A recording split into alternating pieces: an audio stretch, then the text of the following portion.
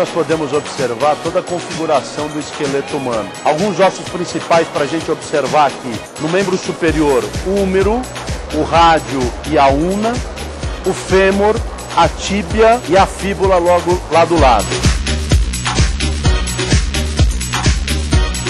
O que a gente vê caído lá é a patela, o osso que está exatamente inserido na região do joelho, que forma a articulação do joelho.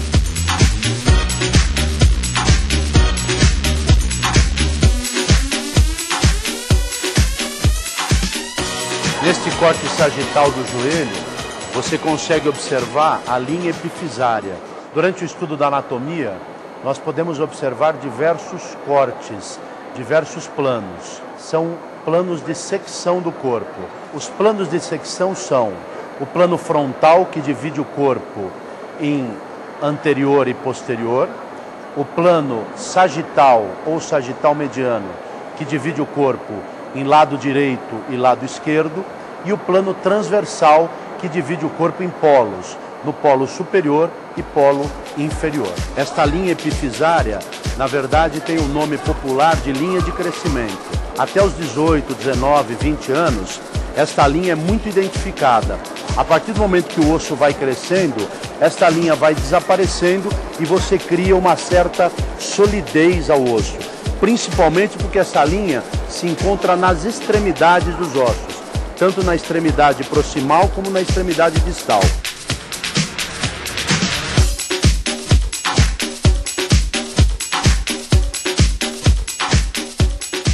Se você observar esta imagem, você tem aqui um corte ósseo do fêmur. Então aqui está muito bem identificado o corpo do osso com o osso compacto, as extremidades com o osso esponjoso. Você consegue observar uma valeta. Esta valeta é chamada canal medular, onde fica contido aqui a medula óssea. A medula óssea é vulgarmente chamada de tutano ou mocotó. E esta medula óssea, até uma determinada idade da nossa vida, ela é responsável pela produção de células sanguíneas do corpo.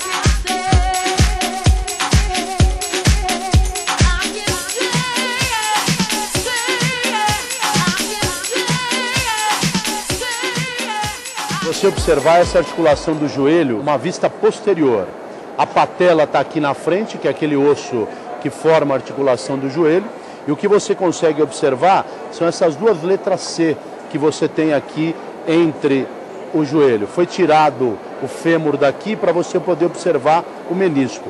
Na verdade, os meniscos, eles formam um amortecedor entre o fêmur e a tíbia. E para que existe o menisco? Para melhorar a coaptação óssea. Ou seja, quando você vai ligar um computador numa tomada e esta tomada é trifásica, a da parede só tem 2 buraquinhos, o que é que você precisa? Você precisa de um adaptador. O menisco foi colocado na tíbia exatamente para adaptar o fêmur à tíbia, para poder dar esse aspecto e esta funcionalidade ao joelho.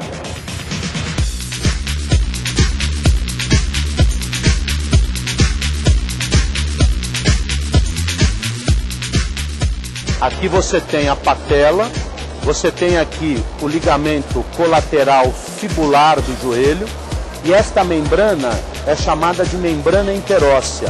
É uma espécie de articulação, um tipo de articulação fibrosa, encontrada entre a tíbia e a fíbula. E o nome dessa articulação é a sindesmose tibiofibular. Você tem aqui o menisco. Este menisco, ele serve como um adaptador entre o fêmur e a tíbia. Porque se você observar, este desenho do fêmur não é igual a esse desenho da tíbia. E, além de tudo, você tem, na função do menisco, um amortecedor dessa articulação. A patela, ela fixada nesta região, ela dá a funcionabilidade à articulação do joelho, também fazendo a estabilidade dessa articulação.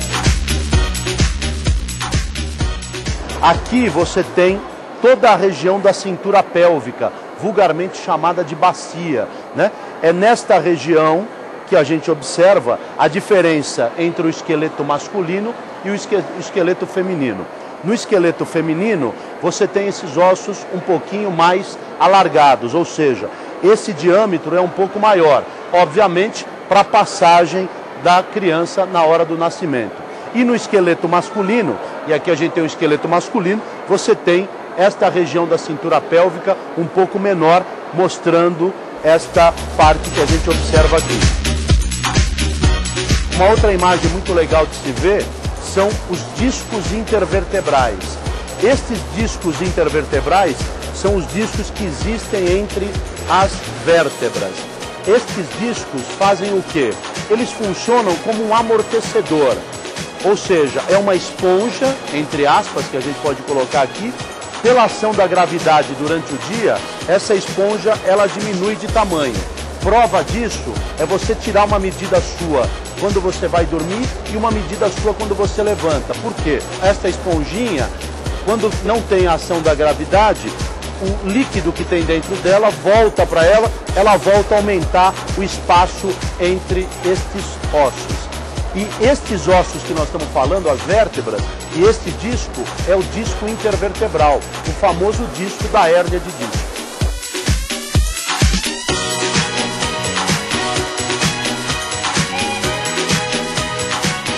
Para saber mais, acesse www.portalfuturo.com.br.